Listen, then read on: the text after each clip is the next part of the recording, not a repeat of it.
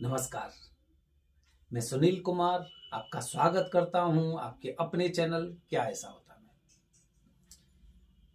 दोस्तों, सबसे पहले बात, क्योंकि ना ये वीडियो थोड़ा सा एक अलग सूचना देने वाला है, आपको एक जानकारी देने वाला है।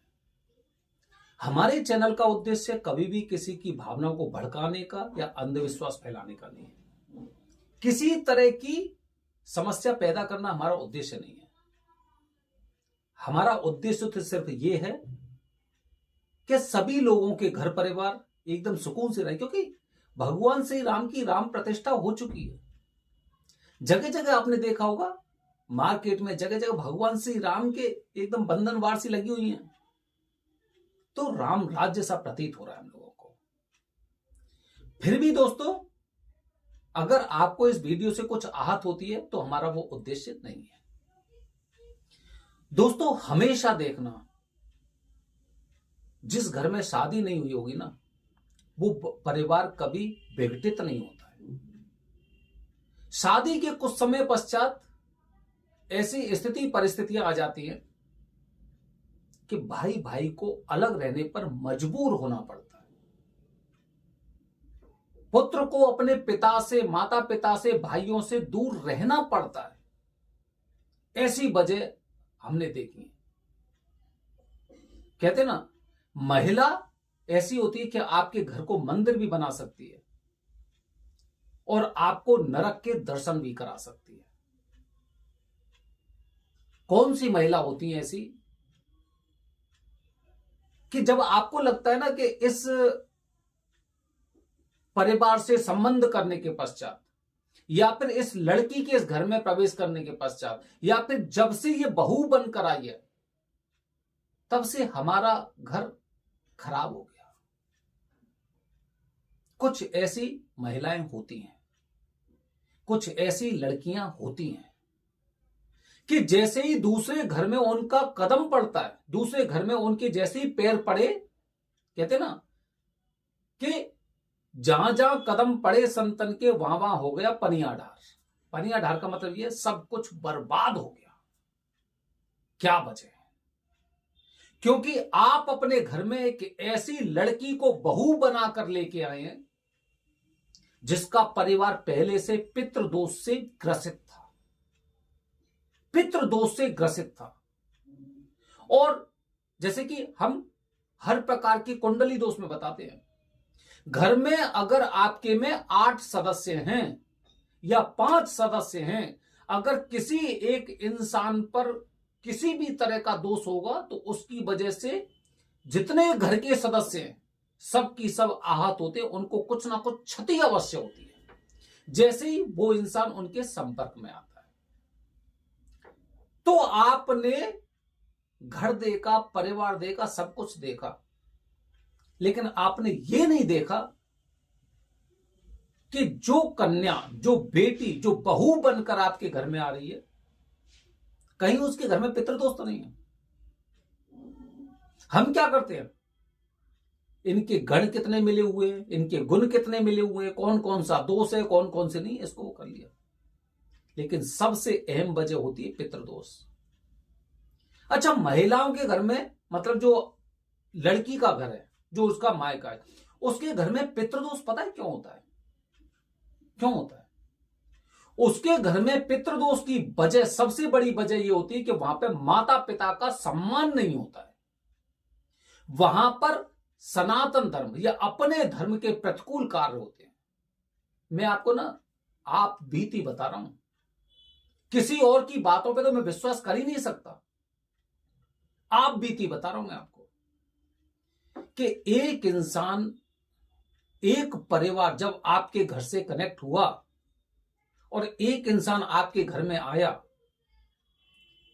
तो आपके घर की स्थिति ऐसी होनी है जो बचपन से 40-50 साल तक तो आपने सोचा ही नहीं होगा, हमने सोचा ही नहीं था कि ऐसी स्थिति आ सकती है। एक पितृदोष से ग्रसित बेटी जब बहू बनकर आपके घर में आती है ना, तो आपका सब कुछ एकदम कबाड़ा कर देती है और लोगों को पश्चाताप होता है कि हमने ऐसा कार्य क्यों किया, इस परिवार से संपर्क क्यों किया, संबंध क्यों बनाया। अच्छा, इसमें बहुत सी चीज ऐसी होती है, जैसे ही ना कि उस परिवार के लोगों ने धर्म का अपमान कैसे किया। वो धर्म का अपमान दोस्तों इस तरह से किया, कभी इनके घर में श्राद्ध नहीं होते, समय समय पर जो भगवान की प्रतिष्ठा होती, जो पूजा होती, वो कभी नहीं की। और पूजा की तो किसकी की? जिसकी नहीं करनी चाहिए। ये अपने धर्म के विरुद्ध ऐसे जगह जाते हैं, शिरडी साईं जैसे लोगों की पूजा करते हैं। क्या होगा? स्थिति ये आई कि आज पूरे परिवार से, पूरे घर से अलग हो गए, ये लोग अकेले बैठे हुए। अच्छा, ऐसे लोगों को पैसे की समस्या नहीं होती, क्योंकि पैसे का इंतजाम इनके दिमाग में पहले से ही कैलकुलेशन होती है कि पैसे का इंतजाम कैसे करना है, चाहे किसी से कर्ज लेना हो या ब्याज पे लेना हो या उधार लेना हो। लेकिन समस्या नहीं होनी चाहिए, क्योंकि जब भी आप हवा के विरुद्ध जाएंगे तो आपके अंदर दुगनी ताकत होनी चाहिए। दोस्तों, जब बचपन से खेले हुए 5 भाई 1 बहन, हमेशा सभी की शादी होने के पश्चात भी सभी एक जगह मौजूद रहे, लेकिन तब तक कोई समस्या नहीं थी। लेकिन एक प्राणी ने आके अगर आपके खानदान को कलंकित कर दिया, तो आप समझ सकते हैं कि किस तरह की चोट पड़ी है। एक इंसान आता है, ऐसी जगह जाता है। आप देखना, आप में से कुछ लोग तो ऐसे होंगे, हालांकि ज्यादा लोग नहीं है। अब जब से भगवान श्री राम की प्राण प्रतिष्ठा हुई, तब से ज्यादा लोग नहीं है अन्य धर्म की तरफ भागने वाले, सब लोग हमारी तरफ ही आ रहे हैं। शिरडी जाने वालों की संख्या कम हो गई है, बहुत कम हो गई है। अभी देखना, जब दिसंबर में रिपोर्ट आएगी आपको पता चल जाएगा, वहां पे जाने के लिए ना कोई नहीं है, ऐसी स्थिति आएगी। अभी जब ये मथुरा में भगवान श्री कृष्ण का मंदिर बनने दो, उसके पश्चात देना खत्म हो जाएगा।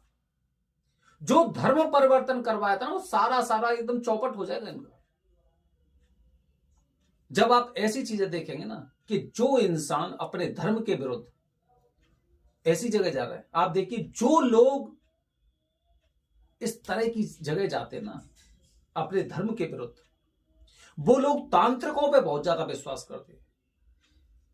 जो बहू आ रही है, उसने आपके घर में पूरी तरह से तो पितृदोष फैला दिया, उसके पश्चात तांत्रिक शक्तियां भी उनके परिवार को चौपट कर दिया। तो दोस्तों, अगर आपको, मैं इसीलिए हमेशा कहता हूं आपसे कि हर इंसान को पितृदोष की पूजा एक बार अवश्य करानी चाहिए। आपके बेटे की जैसे ही शादी होती है, 1 साल के पश्चात उससे पितृदोष की पूजा अवश्य करवाइए, अवश्य करवाइए। नहीं तो जो तिलिस्म था ना, वो तिलिस्म आपके खानदान को बर्बाद कर देगा। यह पितृदोष की पूजा इसलिए महत्वपूर्ण होती है कि कुछ लड़कियां, मैं हमेशा हर लड़की के बारे में, हर बहू के बारे में, हर बेटी के बारे में बात नहीं कर रहा, कुछ 1% या आधी % जो भी हो, वो इस तरह की होती हैं कि वो अपना माया जाल फैला के रखती हैं कि वहां पे जाकर मुझे तांडव कर रहा है। जब ऐसी स्थिति होती है, जब आप पितृदोष की पूजा करा देते हैं ना, उनका तिलिस्म टूट जाता है। जैसे ही आपके बच्चे की शादी हो जाती है, आपको 1 साल के अंदर पितृदोष की पूजा अगर आप करा देंगे ना, आपका परिवार विघटित नहीं होगा, विघटित नहीं होगा। क्योंकि जो परिवार 50 साल में विघटित नहीं हुआ, वो अब कैसे विघटित हो जाएगा? कुछ तो वजह होंगी। हर इंसान इन वजहों में नहीं जाता है। वो सोचते रहते चल ठीक है भाई, तुझे मेरा काम पसंद नहीं है, मुझे तेरा काम पसंद नहीं, अलग हो जाओ। लेकिन कुछ एक इंसान ऐसा अवश्य होगा, वो ये देखेगा कि जो बात अभी तक नहीं हुई, इतनी बड़ी जॉइंट फैमिली थी और आज ऐसी स्थिति क्यों आई, इसके आने के पश्चात। ये पितृदोष ऐसा होता है कि पितृदोष बहुत ज्यादा तीव्र गति से कार्य करता है जब कोई इसके साथ तांत्रिक क्रिया भी होती है, क्योंकि वो परिवार तो पूरी तरह से एकदम खत्म के कगार पर है। अब उसका असर इधर भी आएगा, इसलिए अपने आप को बचा के रखना है। तो ऐसी महिलाएं, अगर आप शादी कर रहे हो, अभी शादियों का सीजन चल रहा है, 1 साल बाद पितृदोष की पूजा करा लेना, नहीं तो आप देखेंगे कि आपके परिवार के साथ कैसी कैसी स्थितियां हो सकती हैं। हर एक के साथ नहीं, कुछ ऐसी होती हैं, लेकिन ये मैंने आपको बताई है, आप भी थी। जहां पर हम लोग करीब 55 साल में अलग नहीं हुए, वहां पर एक इंसान के आने के पश्चात सब अलग हो गए। जिस घर में इतनी पाठ पूजा होती है, जो रोजाना भगवान शिव पे जल अर्पित करते हैं, जो भगवान के मंदिर जा रहे हैं, उसके पश्चात भी जब ये दोष इतना तीव्र हो सकता है, तो आप समझ सकते हैं कि छोटी मोटी समस्या नहीं है। दोस्तों, हर परिवार की इच्छा होती है, हर इंसान की इच्छा होती है मेरे घर में बहू आए, लेकिन कहते हैं ना कि पूत के पांव पालने में दिखाई देने लग जाते हैं। और आप खुद समझदार हैं, आप समझ सकते हैं इन चीजों को। तो मेरा उद्देश्य केवल यही है कि हमेशा जब भी किसी बच्चे की आपके परिवार में शादी हो रही है या आपके घर में नई बहू आ रही है, तो आपको पितृदोष की पूजा 1 साल के बाद जरूर करवानी है। अगर नहीं करवाई ना, तो आप खुद देखना और कमेंट बॉक्स में लिख देना कि आपका परिवार कितना सुखी है और कितना नहीं। बने रहिए हमारे चैनल के साथ दोस्तों। हर हर महादेव, हरिओम।